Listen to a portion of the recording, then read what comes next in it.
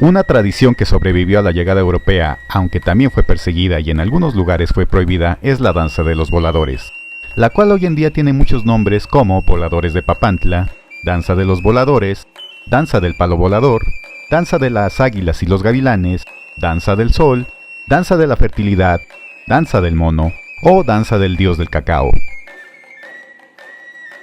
Claro, cada cultura antes y ahora le llama en su idioma de diferentes formas. Por ejemplo, los totonaca le dicen volador. Los tenec, danza de los gavilanes. Entre nahuas, los que vuelan con la ayuda de un mástil. Los ñañú, los que vuelan. Entre mayas quiché, danza del mono. O entre los pipiles la danza al dios del cacao, siendo hoy en día los más famosos los voladores de Papantla de Veracruz.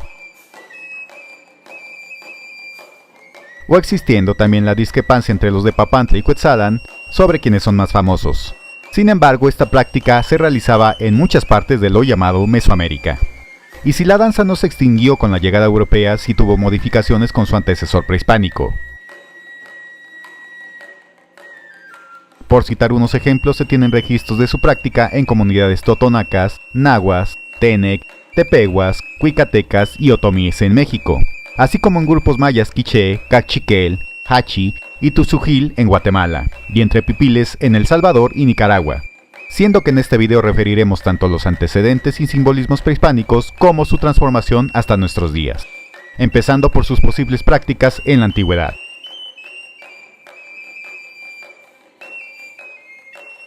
En el estado de Jalisco, en una zona arqueológica llamada Huachimontones, la cual se caracteriza por tener formaciones piramidales circulares, se han encontrado vestigios de hoyos donde se cree se ponía el palo volador en la cima de algunas de estas estructuras.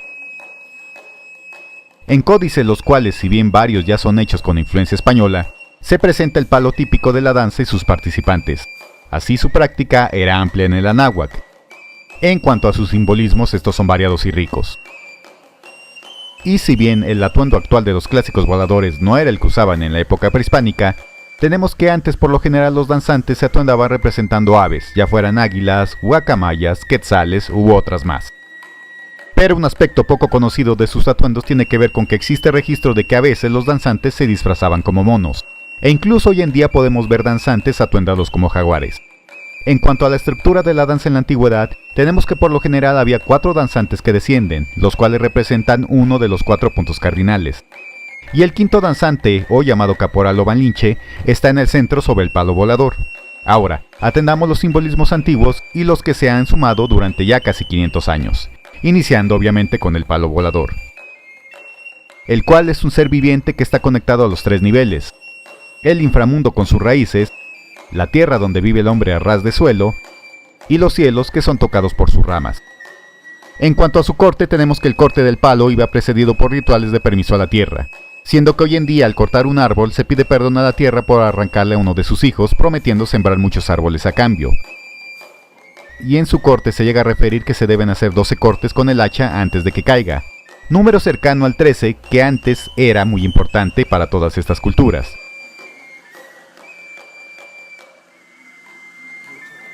Siendo que una vez caído y trasladado el tronco y limpiado, es colocado en el centro del universo en ese momento, simbolizando un pene, el cual penetra a la madre tierra, para con ello buscar la abundancia y fertilidad.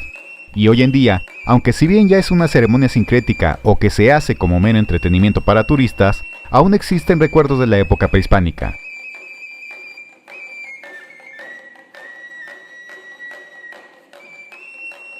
Por ejemplo, cuando es ceremonial la danza, antes de colocar el palo en el hueco, se dejan ofrendas de maíz, comida y varias cosas más, llegándose a poner una gallina negra o un guajolote,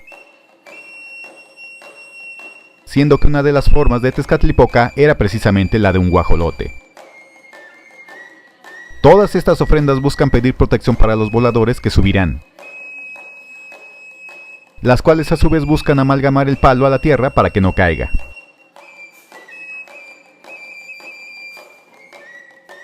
Ahora, si bien la imagen más conocida en los registros previos a la conquista era de que los voladores se vestían de aves diversas, también se tiene registro de que se podían vestir como monos.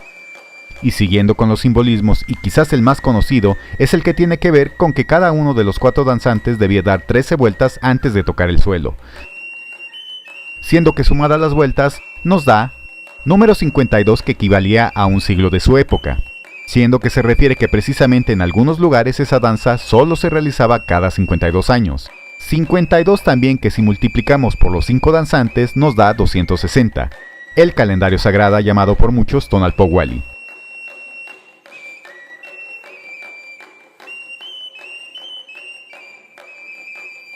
También se tienen datos que la danza podía realizarse antes de iniciar las siembras y una vez finalizadas estas, o bien en casos extremos de sequía, pidiendo precisamente a través de ella la llegada de las lluvias. Claro, hoy en día se llegan a practicar en ceremonias cristianas, pero debajo de ellas se tienen antecedentes indígenas. Por ejemplo, se refiere a la danza del volador en la fiesta de San Felipe de Jesús, el cual supuestamente fue muerto mediante flechamientos al difundir el cristianismo. Pero quitando el aspecto cristiano, se cree que el simbolismo detrás de esto es que el flechamiento de este santo le recordaba el flechamiento sacrificial que se realizaba en ciertas ceremonias prehispánicas que aparecen en los códices. Ahora, siguiendo con el descenso de los danzantes, se cree que el quinto danzante da equilibrio a todos los rumbos, que este es el sol que asciende desde el oriente y que estando sobre el palo representa el sol en el cenit, en la bóveda celeste, siendo que al bajar del palo baja por el poniente, representando el descenso del sol al Mictlán, mientras que los 4 danzantes de los rumbos pueden representar precisamente los rayos del sol que bajan a la tierra. También puede representar rayos de lluvia y en general la abundancia que baja para fertilizar la tierra.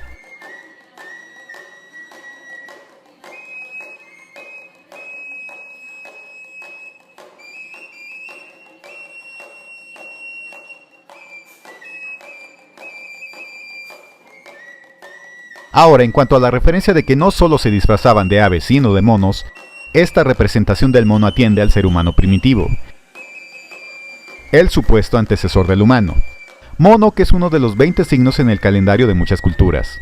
Signo mono relacionado con el juego, la diversión y la habilidad, por aquello de tener 5 manos, siendo la quinta mano su cola. Pero este signo mono tenía como regente, por lo menos entre nahuas, a Xochipilli, el señor de la danza, los cantos y la fiesta. Así es lógico que se vistieran como monos en ese entonces por todos estos simbolismos relacionados con el mono y Xochipilli.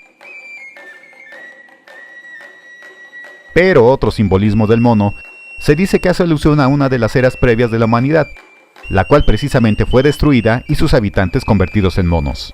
Pero claro, los europeos veían en esto cosas del diablo, siendo que en el mono y su cola veían una representación, adivinen de quién, efectivamente, del diablo y su cola. Así, por razones como estas, la danza comenzó a ser prohibida. Pero los indígenas, en la búsqueda de disfrazar las cosas, llegaron a cambiar las aves y los monos por ángeles, más ad hoc con la mentalidad europea, existiendo registros pictográficos al respecto. Y un simbolismo más que aparece en el palo volador es el cacao, refiriéndose que se llegaban a poner imágenes hechas de cacao en la punta, por ejemplo, entre grupos pipiles de Centroamérica. Cacao que por su color oscuro hacía alusión a Tlaloc, por su pintura facial negra, siendo que el cacao representaba riqueza y prosperidad, y al ser puesto el cacao en la punta representaba el descenso de la riqueza a la tierra.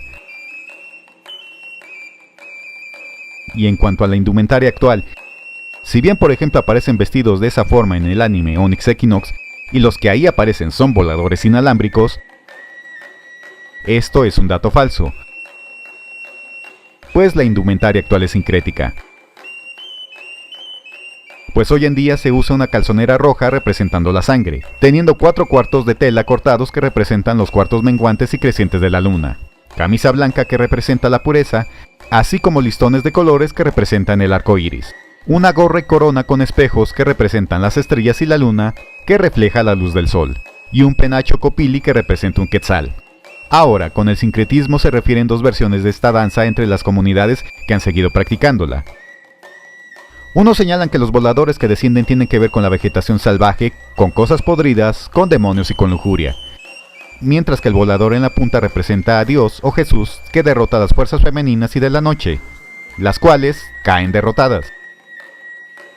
Otra versión refiere cuestiones solares y aves que bajan para dar fertilidad y vida en la tierra. Y aunque antes se pensaba que esta danza por sus participantes tenía el carácter eminentemente masculino, en algunas partes sus participantes, sobre todo el caporal o malinche, se disfraza de forma andrógina, representando la dualidad masculina y femenina. Existiendo hoy en día mujeres voladoras. Y siguiendo con dualidades, efectivamente estas se dan en la danza. Representando el círculo, el tecomate de madera colocado en la punta, así como los giros de los danzantes. Mientras que formas cuadradas las encontramos en donde se sientan los voladores, representando los 4 rumbos, teniendo así en el círculo lo femenino y en el cuadrado lo masculino. Y si se considera que los danzantes representaban rayos de sol, tenemos que el calor del cielo penetra, junto con el palo volador, a la tierra que es fría y húmeda, representando esta lo femenino. Finalmente hablemos de la música actual de la danza, la cual si bien para nosotros se podría escuchar casi igual, tiene diversos sones y número de estos, desde que se va a buscar el palo volador hasta que se finaliza la danza, siendo los sones principales los siguientes. El son del perdón, el cual se toca antes de arrancar el árbol, pidiendo perdón a la tierra por arrancarle uno de sus hijos. El son de los 4 rumbos, cuando los voladores uno por uno van subiendo al palo clavado en la tierra. El son de la invocación, el cual toca el caporal en la cima invocando al sol antes de iniciar los giros. El son del vuelo, el cual toca cuando el caporal se coloca sobre el tecomate o manzana y los otros 4 comienzan el vuelo. Pero estos sones pueden aumentar dependiendo de las circunstancias, por ejemplo, sones para entrar al pueblo con el palo, a la iglesia donde se coloca el palo, entre otros más. Y esta danza ha sobrevivido al día de hoy.